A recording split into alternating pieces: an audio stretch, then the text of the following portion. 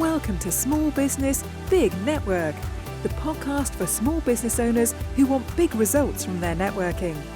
I'm Liz Drury, a freelance voiceover artist who knows that if you're not working, then networking could help.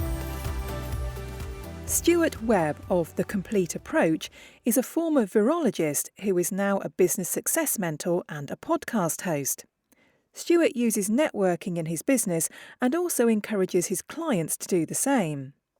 He is passionate about listening whilst networking and being really intentional with your listening. And as you'll hear, he brings up that old saying, you've got one mouth and two ears, so use them in that proportion. Thank you very much for being my podcast guest today, Stuart. Absolutely no problem at all. Thank you for inviting me, Liz. Now, Stuart, you're a business success mentor and a podcast host, which we'll talk about later.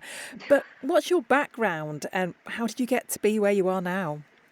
Well, I was a scientist, a virologist in actual fact, long before it was as well-known and trendy as it is now. I know everybody is now an armchair virologist, but I was a virologist and was always fascinated by how things such as viruses were able to get into a human cell and take it over. You'll notice I've just already specified it was a human virus I'm talking about, because a lot of people, because of the fields that I've entered into, which are to do with technology, think I was talking about computer viruses. Right. Not.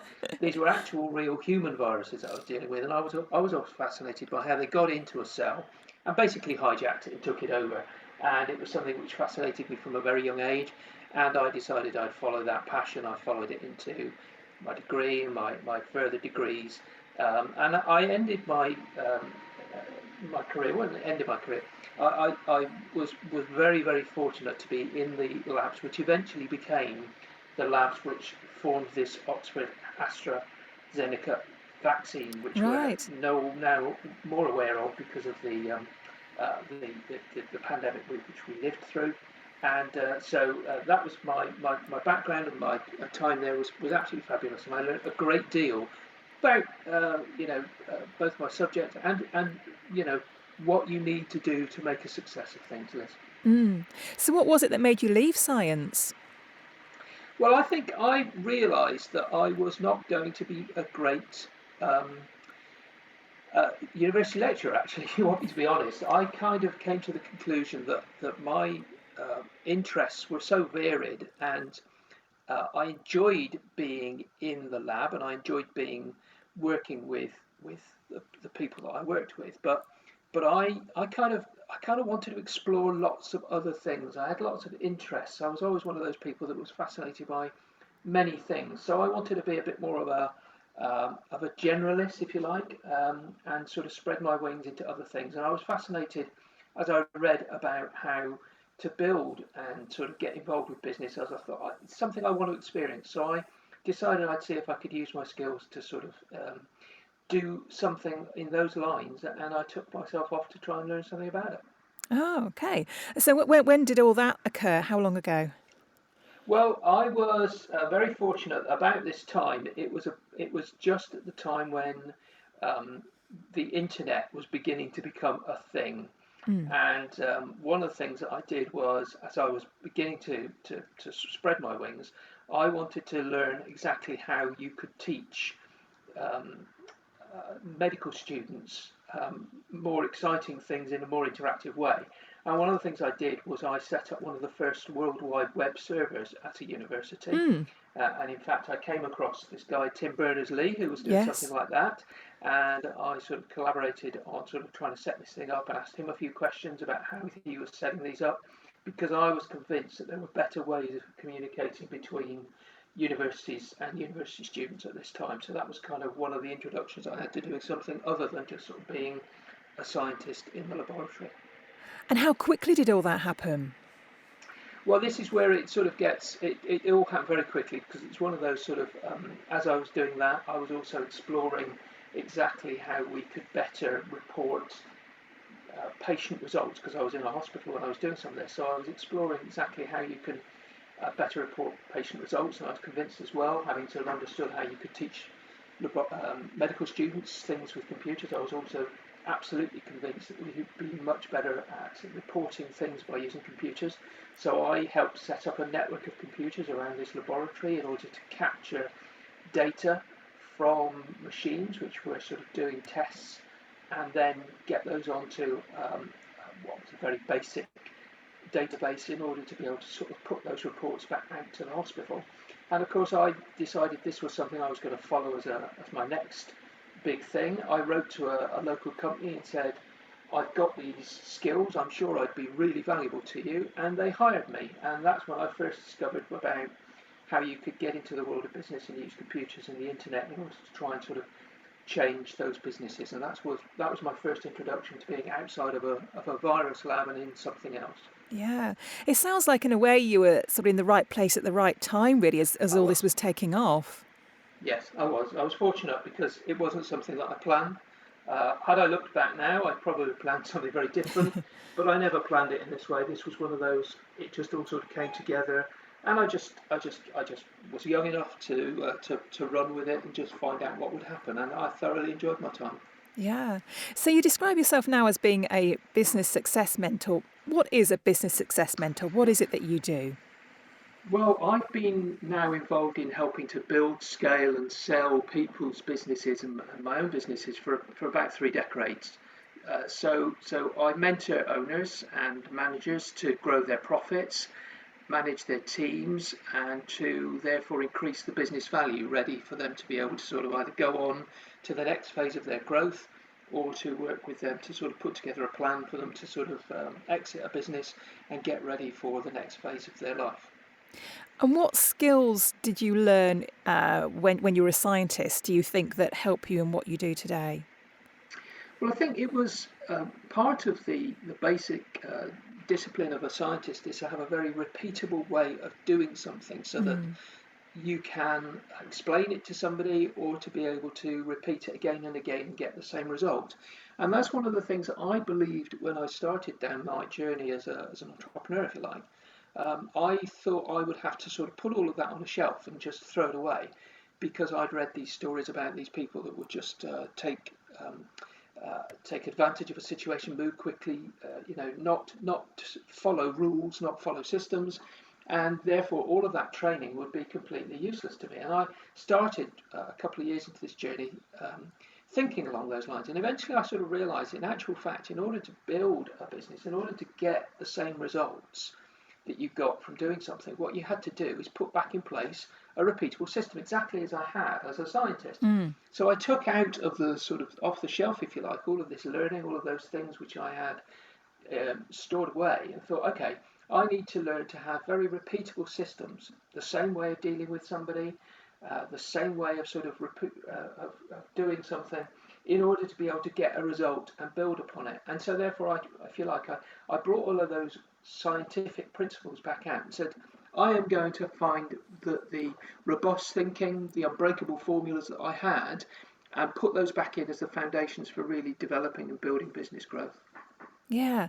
And I imagine not many people are doing things that way. I don't suppose you get too many people with a background like yours doing what you're doing.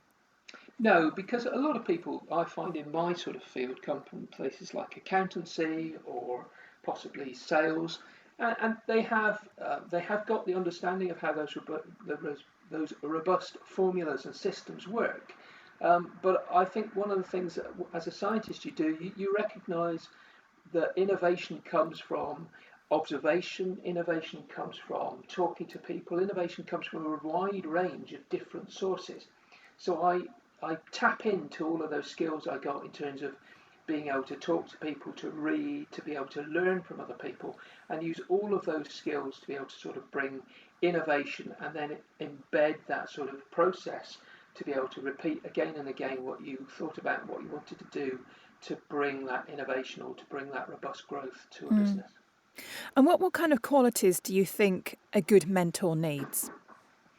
Well, I think there are a couple of things that I'd obviously look at. One of them is the fact that you have that diverse range of thinking. You can understand somebody's point of view, but you also need the ability to connect the dots. You need to be able to sort of think about a situation in a different way. Something else I learned as a scientist was not necessarily to sort of always follow a strict path, but to look around and say, well, there are 3 or 4 ideas that are going around in this particular field. How do I help bring those together? So I think it's the ability to think about different and more diverse things. I think the other great thing that most mentors need in this field is to have, if you like, a good foundation and a great set of disciplines that you can rely upon. I am hugely impressed by mentors that I come across that have got a background which sort of says, you know, I will always go back to my roots, and if this doesn't feel right, if this doesn't smell right, I'll let you know and be the if you like the critical friend that will tell you something isn't working, and use the sort of the experience that I've got in order to try and back that up. So what kind of businesses do you help? Is it a specific sector or is it very general? Let me give you a couple of examples, actually, Liz, because I think that's probably the easiest way to do it. I mean, obviously, I mentioned some of the sort of technical businesses. I was involved with a software startup in the early days of the internet, which I helped to grow pretty quickly and then sold. I've worked with IT consultancies, growing them from sort of 60 to sort of 600 staff before selling. I've been mentoring just recently a CEO of a very innovative glass treatment startup who's been growing to try and tap into the US market. And I've helped him go from 0 to something along the lines of 10 million, opening up US and Middle East markets and new Wow. manufacturing partnerships. I've been working with a very innovative team to bring a light-based technology to the field of cleaning viruses and bacteria loaded air. I worked with a retail outlet to help him develop an online presence in response to the pandemic. And then another telecoms provider who's launching a system to some 20,000 users at the moment. So wide ranges of different people and things. And you know, the thinking that you would sort of put behind all of that is that I bring that sort of critical friend to all of that. So you know, I've done this, and I've got the scars to let you know that's not the right approach. Let me give you a different approach, which might produce better results for you, rather than just following the sort of, you know, you're thinking about how this is going to go, because you know, I've often made the mistakes that people I work with are about to make. So tell me about networking now, Stuart. How have you used networking in your business? Yeah, network's been hugely valuable to me, Liz. Networking, I find, is something that that a lot of people invest a lot of time in, but unless you're thinking about it strategically, unless you really understand what you're trying to get from it. So I have 2 objectives when I'm networking with people. Those 2 objectives are I'm looking to educate them, the people that I meet with, in order to get them to speak to the people they know and get them to sort of recommend me to their Yeah. friends, contacts, relatives. So having a very clear understanding of how you can explain to them the sort of things they need to listen out for with their contacts is absolutely crucial to me. So I spend a lot of time thinking about what it is I need them to be listening out for, and I educate them on those things. The other thing that I want to use networking for, obviously, is to meet new and diverse people that I might want to be able to connect with and build a relationship with. So once again, there are 2 things that I'm really trying to do there. The first of which is have a really clear, what is it I can do for you? What is my unique thing that I'm going to bring to your business? So I need to understand their problems and have a clear message on how I'm going to be able to help them to overcome that problem. And the other thing that I'm trying to do is give them a really irresistible offer, i.e., you know, I understand your problem, I understand how I can help you solve it, and here's something which you're going to find really attractive about this to help you overcome that problem. So I give away a lot of free advice, but I also invite people like I meet to come along to the free webinars that I run on a regular basis in order to explain how I work, so that they can get a flavour and free advice in a few minutes, 45 minutes normally.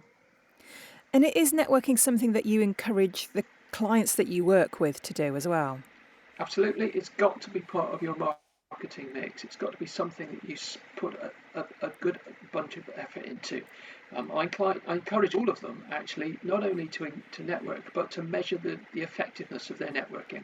How many contacts they made, how many of those people they're keeping in touch with, how many times they're going to be talking to those people. Because as you know, most people you meet don't buy from you immediately. They No. have 6 or 7 contacts, Hmm. sort of 8 or 9 times that you need to speak with them before they're prepared to invest. So you need to have a very good follow-up strategy which sort of says, I'm going to maintain contact with this person for 6 or 7 weeks, possibly more, before I'm expecting to sort of go in and launch sort of, my attack to sort of sell something to them. Certainly not the sort of, 2 messages, buy from me, or else I'm never speaking to you Yeah. again. Yeah. Yeah. What skills do you think that people need to network effectively? I think you need 2 very clear skills, and those are basically summarised in the you have 2 ears and 1 mouth, and you should use them in those ratios. Hmm. So let's talk about the fact that I spend most of my time networking listening. I listen to what people have as their business problems. I'll ask a couple of questions and let them talk at me about what they are trying to achieve. And I think about what they're saying and I concentrate very carefully on what they're saying and really try and take it in. And that means that I'm not trying to just hand them a business card and walk away having sort of tried to tell them something. Hmm. I'll spend some time listening to them, asking them questions, and then I'll say to them, look, do you mind if I come back to you in a couple of days, having had a think about some of what you said, because I'm sure there are ways in which I could give you some advice that would help you. So that's the first thing, is to listen. But the thing that I also alluded to there was the questions. You can't be doing networking with one mind on or one set of thoughts on something else that's going on. You have to be intentionally listening to somebody, very carefully listening to what they're saying, and then asking intelligent questions. There's no point in just sort of giving them your 30-second spiel and then expecting sort of a result from it. Listen for the problems they've got, and then when you can give them your 30-second elevator pitch, what you do is you put it in context to what they've just said. If they've Yeah. described a problem with generating leads, you can turn around and say, okay, look, let me tell you about a time when I helped a company to do that. And if they tell you their problem isn't about lead generation, but it's about the fact they've got the wrong pricing, you turn around and say, let me give you an example of how I've helped somebody get their pricing right. You've got to be able to sort of listen in order to be able to ask intelligent questions and then put your answers and your thinking in the context of what they're trying to achieve. Yeah. Yeah. So how have you found that networking has changed over the last couple of years? Well, we've all gone online. So I was actually talking to somebody about this only the other week, and they were talking to me about how they can't network anymore because it's all online. And I Hmm. disagreed 100%. I have been more effective with my online networking than I have with some of my Yeah. in-presence networking. And the reason you can be effective online is because you have once again got to take it to that intentional level. If you're in a Zoom call with somebody, if you're on a Teams meeting with somebody, the thing you have to do is make sure you are listening, not doing your emails, but actually spending some time listening to the other person and being very intentional about speaking to them. And I think that we can be much more intentional if we start to remember that actually our, our presence in a room, in a meeting, particularly when it's online, needs to be all on the people that we're talking to, not trying to do 15 other things at Hmm. once. Yeah. And I don't know about you, but I've found that since we've moved online, I've been much more effective at following up with people because it's just so easy. Yeah, absolutely. And I think you've hit the nail on the head there. We were going back to that thing that I was talking about before. Networking is not about that first initial conversation. Networking is about the follow up. I often say to my clients, the word work is in network for a good reason. It's not supposed to be easy. Hmm. You've got to work at it. You have got to spend some time following up. And remember that most people will not buy until you reach the 7th, 8th, 9th contact with them. Yeah. And that can be a contact of a telephone call, a text message, an email. Don't just send 7 emails and think that they're going to sort of, not everybody responds to an email. Some Hmm. people want that call, some people want that text. Some people actually want to suggest a coffee. So, you have to have 6 or 7 really intentional discussions, email, text, phone calls, whatever it takes in order to be able to get to know that person and to be able to demonstrate you can help them. Yeah. Yeah. So at the top of the interview, we mentioned that you are also a podcast host. So tell me about your podcast. So who's it for and what's it about? So, yes, I started the podcast, which is called It's Not Rocket Science. You could imagine why the word science is in there, having given you what I did. I wasn't a rocket scientist, but I decided if I called it It's Not Virology, people wouldn't listen. But I came to the conclusion, I sort of talked about the fact that what I want to do is give growth-hungry business leaders tips to help them grow their business. And what I do is I invite interesting people to come onto the podcast and I ask them just 5 questions. And in those 5 questions, we basically explore what they do to help business. So that what I'm trying to do with my podcast is give exposure to other people's business ideas and get them to explain what they do for the audience. Basically, because I think a lot of the time, obviously these are people that have sort of been interested in following what I'm up to, but they'll get bored of hearing my voice all the time. So I'm trying to get some more voices in, some more conversation going with other interesting people, and they can listen to what we're up to, trying to help solve the world's problems in growing businesses. So it's about growth-hungry businesses wanting to get tips for growing their own businesses. And where can your podcast be accessed? So it's on Apple Podcasts, it's on Spotify, and it's called It's Not Rocket Science, 5 Questions Over Coffee. Brilliant. And just finally then, how can people find you if they want to know more about The Complete Approach? Well, we're obviously at The Complete Approach. That's Complete Approach, all in one word, thecompleteapproach.co.uk. And you'll obviously also find me on LinkedIn, and at LinkedIn I'm just Stuart Webb. Lovely. Well, thank you very much, Stuart. It's been great chatting to you. Thanks, Liz. It's been a real pleasure. Thank you very much for having me. Thanks for listening to Small Business, Big Network. If you found this podcast useful, please do rate, review and subscribe. And don't forget to share it with the rest of your network too.